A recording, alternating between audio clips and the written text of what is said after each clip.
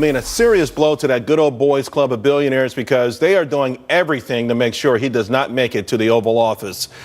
They're pulling out all the stops and all the cash, and they're throwing it. Take a look right there at this list. These are just some of the big hitters who have put tons of money, millions into this campaign. You've got names like George Soros, worth $25 billion. Paul Singer, he just made $2 billion last week. King Griffin, $7 billion. The list goes on and on and on. They're doing everything to derail Donald Trump. And the big question is, why? Steve Rogers, Peter Marisi join me now. Vince and Katrina are back as well. Peter Marisi, you know everybody involved in this play. The plot, why are these guys worth $25 billion, $7 billion throwing so much money at Donald Trump, the businessman in this race? Well, whether you're a Democrat or a Republican, if you're extraordinarily wealthy, the rules have been written for you in this century.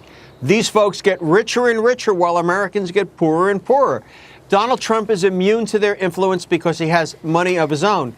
He is a change agent, much the way Franklin Roosevelt was. If he were to become president, the rules of the game would be rewritten, whether it's trade with China, immigration with Mexico, Wall Street rules, what have you. I mean, look at Wall Street. Dodd-Frank changed one thing. Small banks can't make loans and they can't stay in business. The guys on Wall Street are gambling and trading just like ever before and getting richer and richer.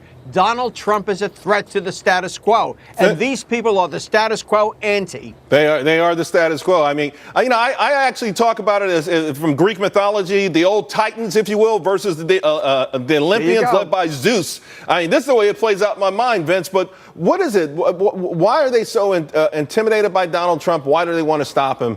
Do you think they're right? Well, I definitely think, to Peter's point, that there is a movement within the United States, especially among the working class, to sort of overthrow what they feel like is a system that's been sort of weighted against them. And when you look at guys, I cover politics, but when you look at guys who put money into politics, most of the time they're investing money the same way they do in other investments, which is they want some confidence in their investment. They want to know that there'll be a return, which is why you see people like Hillary Clinton and Ted Cruz receiving these monies, because there's ultimately a belief that they'll be more loyal to donors on Wall Street than somebody like, say, a Bernie Sanders or a Donald Trump will be, which is not good. There's too much unpredictability there for them. Now, we know, of course, Katrina, this has been part of Donald Trump's appeal, and he talks about it all the time. I guess the flip side of that, though, is if he's not beholden to anyone, does that, he could even maybe not be beholden to voters.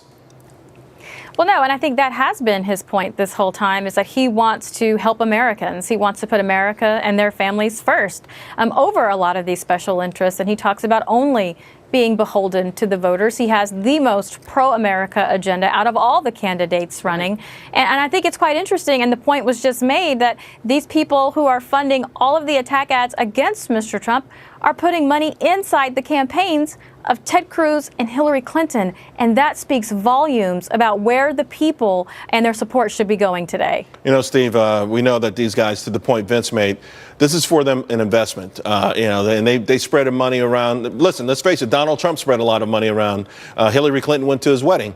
So I guess the point is, though, some of these guys are now saying it's not about us. What we're saying is that if Donald Trump gets into the Oval Office and he does the things he says he's going to do, it's going to destabilize the entire economy for everyone. I mean, are you buying that? Charles, it's about an investment for their portfolio, not for the American people. And all the money they have has not to this point and will not in the future. The strength of all that money will not overcome the strength of the American people. They need to understand, and a reality has to set in, that they haven't declared war on Donald Trump. They have declared war on the American people. All right, let's leave it there, guys. The East